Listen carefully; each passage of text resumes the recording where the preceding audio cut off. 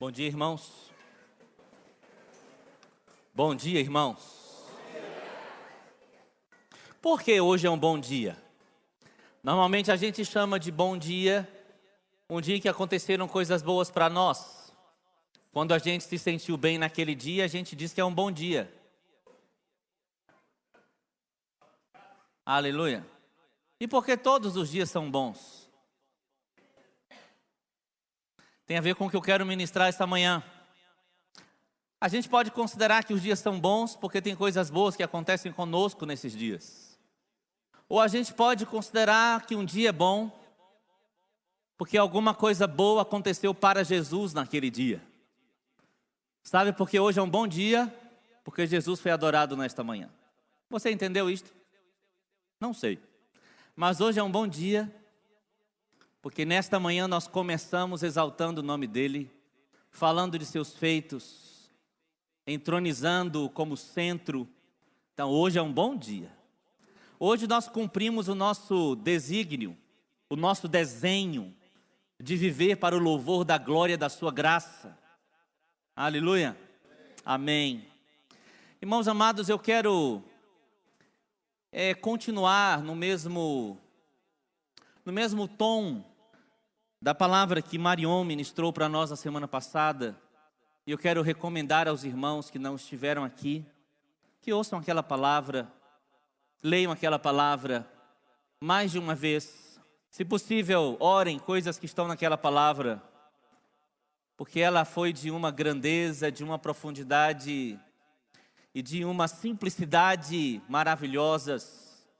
E eu quero tentar não tirar os nossos corações e mentes da realidade que aquela palavra gerou em nós na semana passada. Tem uma coisa que tem acontecido, não é de agora, mas tem acontecido, que tem havido uma influência muito grande do humanismo na vida cristã. O humanismo é uma filosofia ou um conjunto de filosofias centradas no homem. Colocam o homem no centro e passam a dizer a respeito do homem, porque dele, por meio dele, para ele são todas as coisas. Numa contradição clara ao que está na Escritura. Os homens humanistas dizem que ele deve pensar naquilo que é bom para si, que tudo que é de bom pode vir dele mesmo, de que ele tem força e poder para sustentar as coisas, e de que no final tudo vai dar certo para ele, porque na verdade o universo conspira em seu favor. Isso é verdade? Alguém pode responder isso bem forte, assim, com indignação? É verdade que tudo conspira a favor do homem? Não. E aí a gente sutilmente vai admitindo determinada quantidade desse humanismo na nossa vida cristã. Temos esse risco. Então, vamos a um culto e pensamos o que esse culto pode ter de bom para mim hoje. E nos relacionamos e esperamos de todas as pessoas com quem nós nos relacionamos, esperamos que ela faça alguma coisa boa para nós. E se ela fizer alguma coisa ruim para nós, ai, vai ter briga, porque ela na verdade ofendeu os meus direitos. E aí eu vou vivendo a minha semana na expectativa de que algo de bom aconteça, porque afinal de contas, eu estou assentado no trono, e se Deus não fizer alguma coisa comigo, quem Deus é? E vamos sutilmente esperando que nossa esposa viva em função de nós, que nossos filhos vivam em função de nós, os homens. As esposas em relação aos maridos e filhos, filhos com expectativa de que os pais façam tudo para o seu bem. E determinadas coisas, de fato, nós devemos fazer. A questão é verdade que Neilza precisa ser submissa a mim, mas o que eu preciso deixar forte no meu coração não é a necessidade de Neilza ser submissa a mim, mas é a necessidade de Neilza ser amada por mim, porque esse é o encargo que eu recebi do Senhor. Então, se eu vivo centrado em mim mesmo, se eu vivo um evangelho meio contaminado com o humanismo, eu estou avaliando tudo a partir de mim. Aí eu considero os meus pensamentos muito corretos em relação aos outros. Normalmente as pessoas estão erradas porque, coitadinhas, né? Elas não alcançaram ainda aquilo que eu alcancei. Compreensível. Nem todo mundo é tão bom assim. Aí eu considero que quando alguém vai fazer uma comida, tudo bem, ela se esforçou, mas na verdade a minha feijoada é melhor.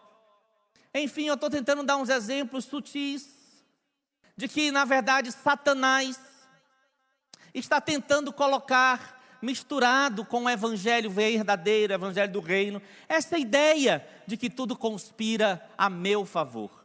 Você deve se lembrar de uma vez em que Jesus denunciou isso muito fortemente, quando Jesus chega para os discípulos e diz a eles: eu vou para Jerusalém, lá eu vou sofrer e vou morrer. E aí Pedro diz assim: Senhor, tenha pena de você mesmo, isso de modo nenhum te acontecerá.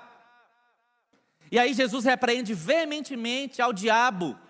E era Pedro que estava falando, mas Jesus fala: para trás de mim, Satanás, porque não cogita das coisas de Deus, mas cogita das coisas dos homens. Então Jesus está dizendo que Satanás estava sendo humanista. Satanás estava cogitando das coisas dos homens, das coisas boas para os homens. E como é terrível essa mistura, porque essa mistura nos afasta daquilo que nos dá mais alegria, nos dá mais satisfação, nos dá mais saúde, nos dá mais vida, mais vigor, que torna a nossa vida com sentido pleno, que é viver centrado completamente em Cristo. Então a gente é tentado a tirar o foco dele e colocar o foco na gente. Parece que isso é legal. Parece que isso é legal. Aliás, quando eu estou aqui ministrando a vocês, eu tenho certeza que agora está havendo uma luta na sua cabeça. E você está pensando assim: ah, mas Deus não quer o meu bem? E você está pensando assim: mas de fato o necessitado sou eu, né? E todas essas coisas têm a ver com esse costume de a gente viver uma vida muito misturada com ideias, sofismas, filosofias que permeiam todos os ambientes onde vamos, que tentam nos colocar em destaque, mas na verdade o que realmente dá saúde para a gente, o que dá vida para a gente, é a gente concordar com Deus a respeito de quem é que tem a primazia. Abra sua Bíblia, por favor, em Colossenses capítulo 1. Os irmãos, antes de eu continuar, os irmãos topam a gente fazer agora uma viagem de volta ao centro do Evangelho, nessa palavra, amém? Uma viagem de volta a dar a Ele a primazia, amém ou não? Amém? Aleluia. Colossenses capítulo 1, verso 13 em diante, diz assim: Ele nos libertou do império das trevas e nos transportou para o reino do Filho do seu amor, no qual temos a redenção, a remissão dos pecados.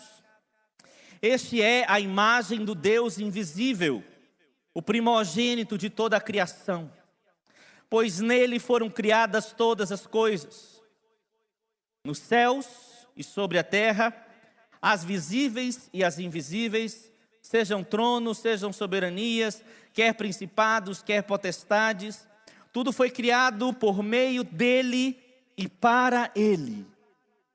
Ele é antes de todas as coisas e nele tudo subsiste. Ele é a cabeça do corpo, da igreja. Ele é o princípio, o primogênito de entre os mortos, para em todas as coisas terá primazia, preeminência, porque aprouve a Deus que nele residisse toda a plenitude, e que havendo feito a paz, pelo sangue da sua cruz, por meio dele reconciliasse consigo mesmo todas as coisas, quer sobre a terra, quer nos céus. Aleluia. Duas palavrinhas poderosas desse texto, todas são, quero ressaltar duas. Uma, quero ressaltar três. A primeira expressão é: Ele é. Diga, por favor. Ele é. Ele não passou a ser, Ele não vai passar a ser, Ele Ele é antes de todas as coisas, porque todas as coisas foram criadas, inclusive por meio dele. Mas Ele não foi criado, Ele simplesmente é. Aleluia. Ele é. Segunda palavrinha, primazia, preeminência. Tudo é abaixo dele, porque o destaque é dele. Ele tem a primazia, a preeminência, ele é o primeiro em tudo, isso da perspectiva de Deus. Portanto, concordar com Deus é dar a Jesus a primazia na nossa vida, dentro da gente e no cotidiano da gente. Tem uma canção que eu gosto muito do Adrian Romero, que ele fala assim: Jesus, eu quero que você seja o primeiro pensamento da minha manhã. Que tal a gente acordar de manhã e a gente não pensar assim, o que é que eu tenho que fazer hoje? E a gente pensar assim, Jesus, o que você quer hoje? E aí você vai trabalhar e pensa assim, eu tenho que trabalhar para ganhar dinheiro para comer. E não, aí você pensa assim, Jesus, vamos trabalhar hoje, porque tem alguma coisa lá para você que eu quero conquistar para ti. Está entendendo a perspectiva diferente? E aí você vê o seu esposo, a sua esposa, de manhã e você acorda e pensa, ok, meu bem, você vai fazer o que para eu hoje? Para mim hoje? Não, aí você diz assim, Senhor, o que você quer que eu faça por Neilza? Eu digo, né? Jesus, o que você quer que eu faça por Neilza hoje? Como eu posso manifestar a tua glória para Neilza te ver hoje? É uma mudança completa de perspectiva, porque o que importa nesse caso é que Jesus tenha a primazia. E aí quando a gente organiza a nossa agenda, a gente lá analisa se Jesus está tendo a primazia, se eu estou fazendo tudo por meio dele, sustentado por ele, para ele, e se eu estou lembrando dele o tempo todo, e eu olho na minha cabeça, naquele turbilhão de pensamentos, e eu procuro onde está o pensamento que glorifica ele, e eu digo, ô pensamento, vem! E é esse o pensamento que eu quero nutrir, alimentar, porque se tiver outros pensamentos que não glorificam a ele, eu rejeito nutrir, alimentar e ficar pensando neles. Porque importa que ele tenha a primazia. A terceira palavrinha poderosa é plenitude. Por que Jesus tem a primazia? Porque ele é pleno, ele é completo, ele é Deus, nada falta a ele. A plenitude, tudo que você pensar de completo, que não tem nada pendente, nada faltando, está nele, amém? Quem tem a plenitude? Ele. E nós temos recebido da sua plenitude, graça sobre graça. Nós recebemos de tudo que ele é, nós recebemos de tudo que ele tem, mas nós nunca seremos plenos como ele é, porque a plenitude original só ele tem. Nós recebemos e nós somos plenos nele, mas originalmente só existe um que tem toda a divindade em si. Aleluia. Ele é Deus. Amém, amados? Pergunto aos irmãos aqui, quando eu estou falando isso, quando lemos um texto como Colossenses 1, será que o seu coração fica com uma certa expectativa? Será que seu coração se alegra? Sua mente se alegra? Deixa eu já dizer isso para você. Se você se alegra, glória a Deus, você está no caminho de viver uma vida cristã realmente como deve ser. Mas se você ainda não está se alegrando muito, eu peço que você preste mais atenção a essa palavra e que você reveja muito o seu conhecimento de Cristo. Porque quanto mais você conhece a Cristo, mais você vai ficar encantado, mais você vai ficar tomado, mais você vai ficar influenciado nas suas emoções por aquilo ou por aquele que Ele é. E aí eu quero voltar a um aspecto da palavra que o Marion trouxe semana passada. E voltar àquela casa que ele citou semana passada. Pode abrir sua Bíblia, por favor, em João, capítulo 11. No começo do capítulo 11, a gente vai ver a descrição da ressurreição de Lázaro.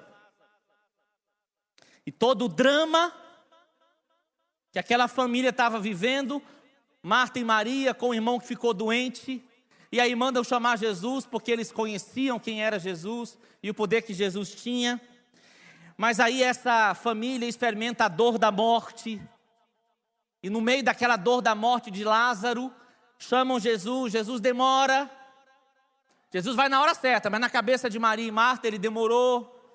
E aí Jesus volta, e depois de Lázaro ter 4 dias de morrido, o poder da ressurreição opera nele, e Lázaro ressuscita.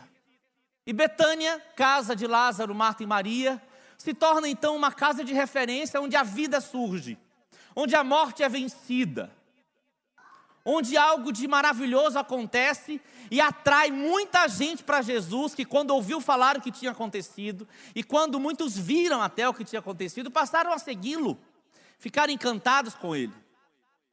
Mas é interessante um aspecto, de que quando as pessoas viram o que Jesus fez com Lázaro, uma parte delas continuou seguindo Jesus e se alegrando com Marta e Maria. Outra parte foi correndo a Jerusalém falar com os religiosos, com os fariseus. Então havia naquelas pessoas que contemplaram Jesus, pessoas que tinham um coração aberto para responder a Ele, e pessoas resistentes a Ele, que mesmo vendo tudo aquilo, o que elas estavam se importando é, o que isso tem a ver com nossa religião? E aí vão até os religiosos, e acontece o que nós vamos ler agora. Verso 45. Muitos, pois, dentre os judeus que tinham vindo visitar Maria, vendo o que fizera Jesus, creram nele. Outros, porém, foram ter com os fariseus e lhes contaram dos feitos que Jesus realizara. Então os principais sacerdotes e os fariseus convocaram o sinédrio e disseram: o que estamos fazendo? Uma vez que este homem opera muitos sinais, se o deixarmos assim, todos crerão nele. Depois virão os romanos e tomarão não só o nosso lugar, mas a própria nação. Caifás, porém, um dentre eles, sumo sacerdote naquele ano, advertiu-os dizendo: vós não sabeis, nem considerais o que vos convém que morra um só homem pelo povo, e que não venha a perecer todos a nação. Ora, ele não disse isso de si mesmo, mas sendo sumo sacerdote naquele ano, profetizou que Jesus estava para morrer pela nação. E não somente pela nação, mas também para reunir em um só corpo os filhos de Deus que andam dispersos. Desde aquele dia resolveram matá-lo, de sorte que Jesus já não andava publicamente entre os judeus, mas retirou-se para uma região vizinha ao deserto, para uma cidade chamada Efraim, e ali permaneceu com os discípulos. Estava próxima a Páscoa dos judeus, e muitos daquela região subiram para Jerusalém antes da Páscoa, para se purificarem. Lá procuravam Jesus, e estando eles no templo, diziam uns aos outros: que vos parece? Não virá ele à festa? Ora, os principais sacerdotes e os fariseus tinham dado ordem para, se alguém soubesse onde ele estava, denunciá-lo a fim de o prenderem. Qual era o ambiente de Jerusalém aqui? Um ambiente de procura de Jesus para matá-lo. Então havia aqui um ambiente formado por resistência de pessoas a Jesus. E aí eu quero te mostrar um texto em João, volta só um pouquinho sua Bíblia, para você entender como estava esse ambiente um pouco mais. João 8:37. E achou? Diga amém. Desculpa, eu vou ler do 31. Disse, pois, Jesus aos judeus que haviam crido nele: se vós permaneceres na minha palavra, sois verdadeiramente meus discípulos. E conhecereis a verdade, e a verdade vos libertará. Responderam-lhe: somos descendência de Abraão, jamais fomos escravos de alguém. Como dizes tu, sereis livres? Replicou-lhe Jesus: em verdade vos digo, todo que comete pecado é escravo do pecado. O escravo não fica sempre na casa, o filho sim, para sempre. Se, pois, o filho vos libertar, verdadeiramente sereis livres. Bem sei que sois descendência de Abraão, contudo procurais matar-me. Para um pouquinho e olha para mim. Eles estão achando que a religião deles lhes dá uma condição de privilégio, que inclusive torna Jesus menor do que eles. E aí Jesus diz: mas vocês estão procurando me matar? Vocês são pecadores e todos precisam de arrependimento. O fato de vocês serem descendentes de Abraão não diz que vocês não necessitam de arrependimento. Não torna vocês pessoas isentas de salvação, não merecedoras de salvação. Agora vamos imaginar Jesus olhando para a gente e dizendo assim: ok, vocês estão frequentando os cultos, vocês estão orando, estamos jejuando, e isso não torna vocês pessoas que não necessitam de salvação. Aliás, no nosso caso, estamos aqui porque Ele nos salvou, não é verdade? Então a nossa consciência de que sem Ele não somos nada deve estar sempre viva, porque só somos nele, não é verdade? Ok. Agora veja o que ele diz na segunda frase do verso 37. Bem sei que sois descendência de Abraão, contudo procurais matar-me.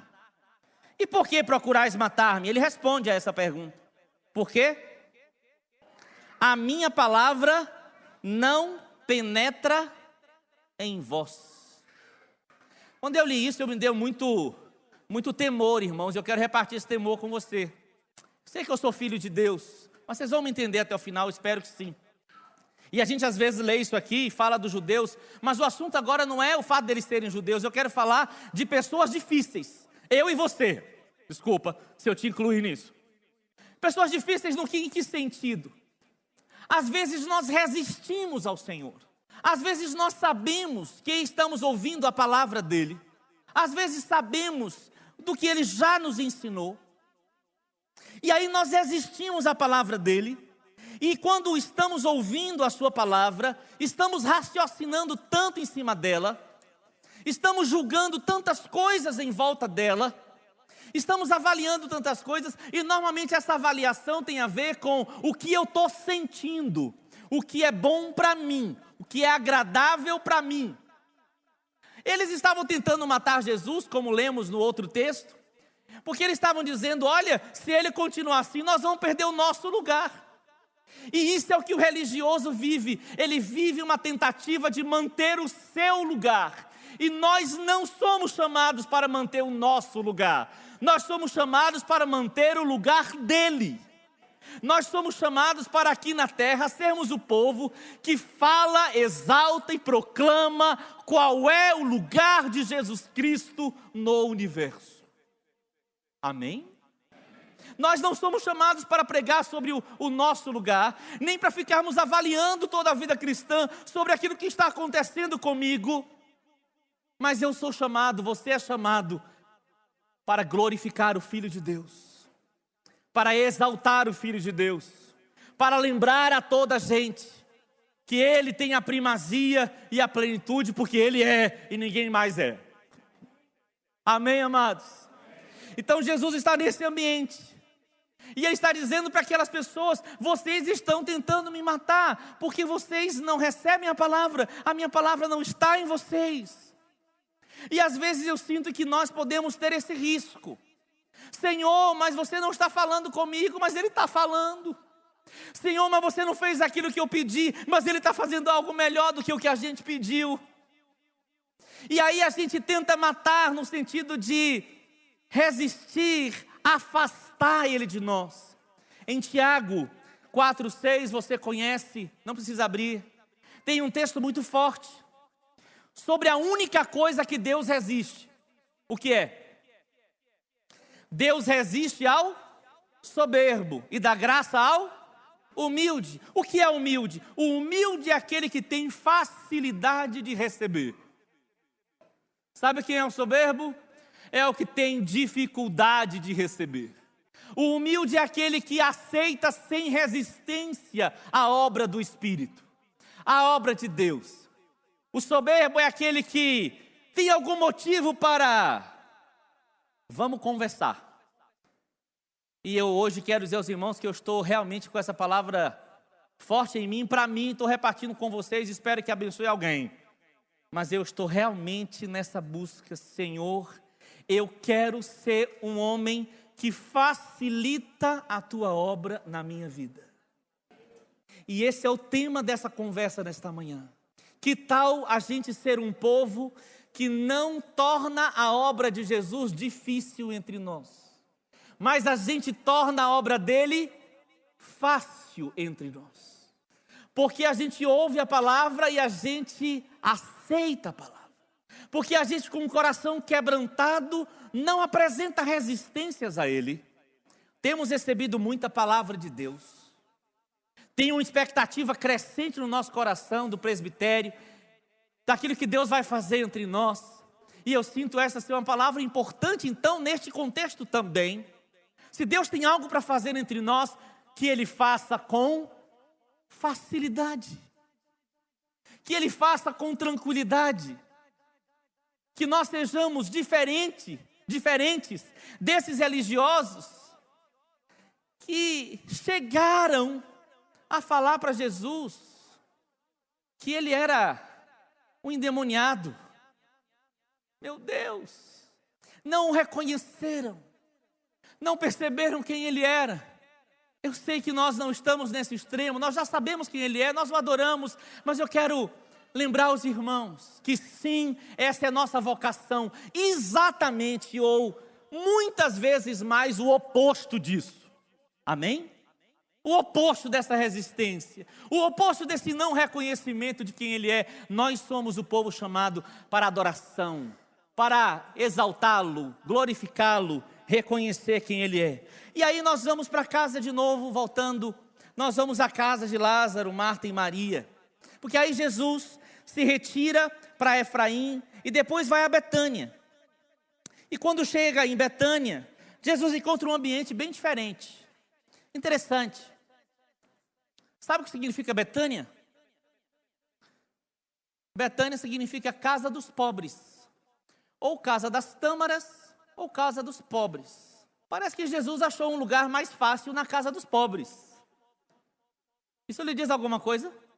Bem-aventurados os pobres de espírito. O pastor que cuidou de mim muitos anos atrás tinha uma definição desse texto muito linda. Ele falava assim: uma pessoa pobre de espírito é uma pessoa que tem poucos espíritos.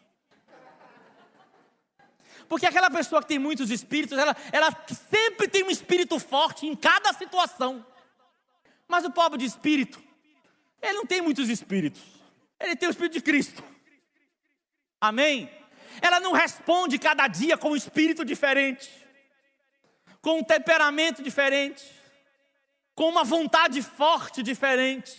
Ela responde como alguém que, pobre de espírito. Interessante. Jesus vai na casa dos pobres, nessa cidade, era uma vila pequena, não era muito valiosa economicamente, não chamava atenção, mas ele vai a Betânia, porque tinha alguma coisa muito valiosa para Jesus ali. O que é que tinha em Betânia? Em Betânia tinha uma casa que não resistia a Jesus. Aí Jesus, cansado de tanta perseguição, de tanta resistência, era o povo dele que estava resistindo a ele. Jesus vai na casa de Lázaro. Em Jerusalém, a lembrança era de morte, mas em Betânia, a lembrança era de ressurreição. Jesus sabia que ele tinha que ir para Jerusalém, ele tinha que morrer, mas antes disso ele passa naquela casa cuja lembrança não era de morte, era de quê? De ressurreição. E ele chega na casa, e nesta casa tinham 3 pessoas, chamadas de 3 coisas, que mostram essa atitude de humildade típica da igreja, essa atitude que responde ao Senhor e que facilita a obra do Senhor. Lázaro, no versículo 11 do capítulo 11, é chamado por Jesus de amigo. Você já sabe a definição de amigo que Jesus deu, não é? Quem são amigos? Você se lembra? João 15:14, Jesus diz: vós sereis meus amigos quando fizerdes o que eu vos mando. Você já tentou ser amigo de uma pessoa que é do contra o tempo inteiro? Tentou ou não? Você já tentou andar 2 horas com uma pessoa que você fala, eu gosto de maçã, ele diz, eu gosto de banana. Você nem perguntou para ele o que ele gostava, mas ele, para contradizer você, ele fala outra coisa. Você diz, eu gosto de azul, ele fala, eu gosto de verde. Eu sou São Paulino, eu sou corintiano. É aquela pessoa que está o tempo inteiro defender o que ela é diante do outro. Isso não existe em Jesus. E essa era uma discussão frequente dele com os religiosos. E Jesus fala: eu não testemunho de mim mesmo, alguém testemunha de mim. Porque se eu testemunho de mim mesmo, o meu testemunho não é verdadeiro. Mas se ele testemunha de mim, o meu testemunho é verdadeiro. Você se lembra de Jesus no batismo dele? Você se lembra do Pai vindo e testemunhar dele? Esse é o meu filho, aleluia. Mas você não vê Jesus reivindicando algo para si, brigando por algo para si. Ao contrário, você vê Jesus não resistindo. Você vê Jesus indo no caminho da vontade do Pai, sem nenhuma resistência. Até uma descrição profética dele dizia: como ovelha muda perante os seus tosquiadores. E aí Jesus diz o que é amigo. Vocês são meus amigos quando fizeram o que eu mando. Não resistir. Não ser aquela pessoa que quando Jesus fala para você, você diz: Jesus, vamos pensar no bem. Quando Jesus fala para você: Tony, eu estou te corrigindo por isso, Senhor, mas espera lá, você não viu o que fiz de bom ontem? Mas aí Tony, quando houve uma correção do Senhor, ele diz: Senhor, eu me dobro diante de Ti, e eu sou grato a Ti, porque o Senhor está me corrigindo, e isso significa que o Senhor me ama. E quando o Senhor me dá uma ordem, eu não vou ficar pensando demais nela para resistir. Eu posso pensar para entender, eu posso pensar para fazer melhor, mas eu não quero resistir a você. Então Jesus está dizendo aos discípulos: vocês são meus amigos quando vocês fazem o que eu vos mando. A gente tem um relacionamento mais fácil com o Senhor quando a gente anda com Ele sem resistências. Que tal a gente fazer um compromisso com Ele? Da gente investir nisso esse ano, amém? A gente andar com Ele como amigo. Ele falou? Ele falou?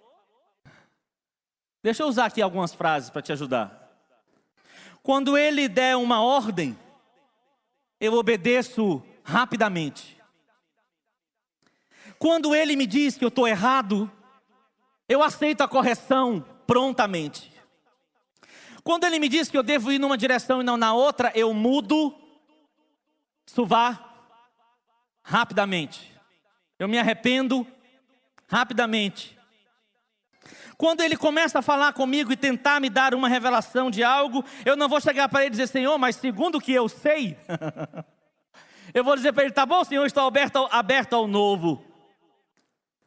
Quando estivermos conversando no ambiente de comunhão, não vamos discutir procurando estar certo diante do outro, mas vamos nos calar diante do Espírito e aguardar a revelação que Ele traz. Mas as duas outras pessoas nos falam algo mais sobre o que é essa atitude que facilita a obra do Senhor. O outro nome desta casa é Marta. O que fazia Marta? Nesse dia ela servia. Quantos são servos aqui? Você deveria levantar a mão rápido. Porque só tem dois tipos de gente na igreja: ou servo ou senhor. Como o Senhor só tem um, vou perguntar de novo: quem é servo aqui? Somos servos. Mas que coisa linda! Não acho que não tem uma atitude mais forte que demonstre quebrantamento e humildade do que serviço. E lá estava Marta servindo, preparando a mesa, cuidando da casa. Isso facilita a obra, porque veja, se Deus quer realizar algo entre nós e todos estamos propensos a servir, quando o Espírito manda o dom, quando o Espírito age e nós todos estamos preparados para servir, o Espírito vai conseguir realizar a sua obra. Qual é o oposto disso? É quando eu estou preparado para ser servido. Lembrei de uma música agora, desculpa. Eu venho buscar minha bênção, Jesus tem bênção para dar. Tem umas músicas tão autocentradas, que tem música do mundo menos pior. Desculpa, não se escandalize comigo. Eu ia citar umas aqui, mas eu não posso não, porque eu não quero ofender ninguém. Como eu posso ser uma bênção para você? Por favor, pense nessa frase que eu vou dizer. Talvez se você entender essa frase, a palavra inteira fica clara para você. Como você pode facilitar a vida daquele irmão que te ama? Ou que pelo menos recebeu a ordem de te amar? Como eu posso facilitar para Neilza me amar? Já que eu sou tão difícil, eu preciso dar uma facilitada. Como eu posso facilitar Davidson e Jennifer me honrarem? Como eu posso facilitar para você, meu irmão, andar comigo? Para você, ovelha, aceitar o meu pastoreamento? Como eu posso facilitar para você? Percebe que é um pensamento contrário do autocentrado? Vamos viver esse ano uma realidade que todos nós facilitamos a vida dos nossos irmãos. Amém, amados?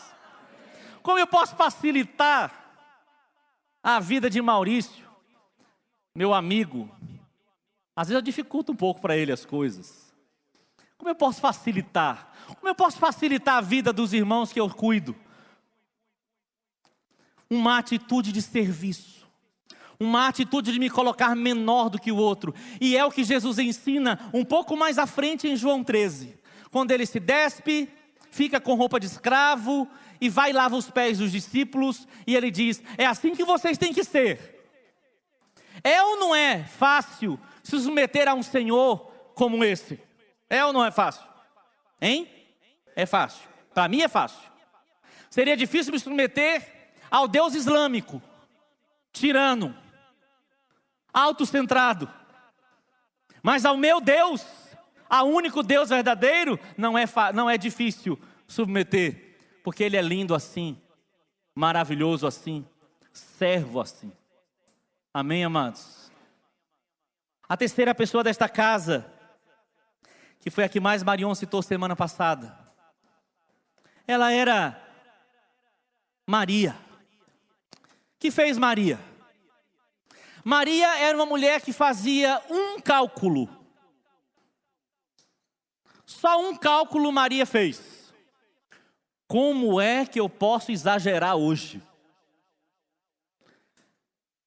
Terceiro convite que eu quero fazer para os irmãos nesta manhã. O primeiro é: como eu posso obedecer Jesus mais rápido? Segundo, como eu posso facilitar a vida dos meus irmãos? Terceiro, como eu posso exagerar hoje? Exagerar em quê? Quem estava aqui semana passada, lembra de uma expressão que Marion usou? Amor extravagante. Olha a conta do religioso. Tinham combinado que Judas iria entregar Jesus. Como para ele Jesus era apenas alguém que devia ser morto, ofereceram a Judas 30 moedas de prata. Como é a conta do adorador? Como é a conta de quem segue Jesus de verdade? Ele não pensa assim, o quanto que eu tenho, o quanto que está sobrando. Desculpa, mas eu lembrei de outra história ruim que tem mais de 20 anos. Fique em paz, que não tem nada a ver com Jundiaí. Foi lá na segunda cidade maravilhosa do Brasil. É porque eu tenho que ceder em favor do outro. Tem que facilitar para ele me amar. A gente estava fazendo uma campanha para construir, comprar um terreno e construir e tal. Aí o pastor na época fez um apelo assim: irmãos, vamos contribuir? E ele lançou a pergunta assim, numa reunião geral assim como essa. E ele falou assim: e aí, irmão, quanto você pode dar? Aí o irmão levantou e falou assim: eu vou ver o que sobra no fim do mês e eu te falo. Gente, eu não queria estar na pele daquele irmão. Porque esse meu pastor, e olha que ele era pastor, viu? Ele era um pastorzaço, amoroso. Quando eu vejo Marion, eu lembro muito dele. Mas nesse dia, o amor dele se mostrou exigente. Ele disse: você não pode dar a Jesus o que sobra, porque Jesus não deu para você o que sobrou dele. Uma cabeça autocentrada faz essa conta. Ok, vamos ver o que a gente tem aqui, porque ele não é assim lá essas coisas. Não, não, não, não, não, não, não. Aleluia. O que significa tudo para mim?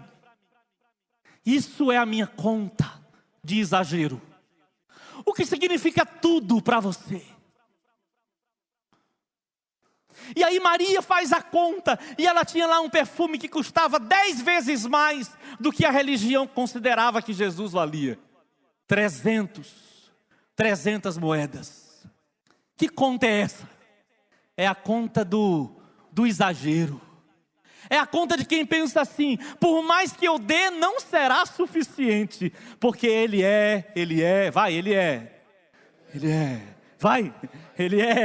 maravilhoso, poderoso, eterno, infinito. Então a conta é: o que é tudo para mim? Ele é o tesouro que eu tenho guardado em meu peito, Ele é tudo para mim. Ele é o tesouro que eu tenho, cante, guardado em meu peito, Ele é tudo para mim. De novo, Ele é o tesouro que eu tenho, guardado em meu peito, Ele é tudo para mim.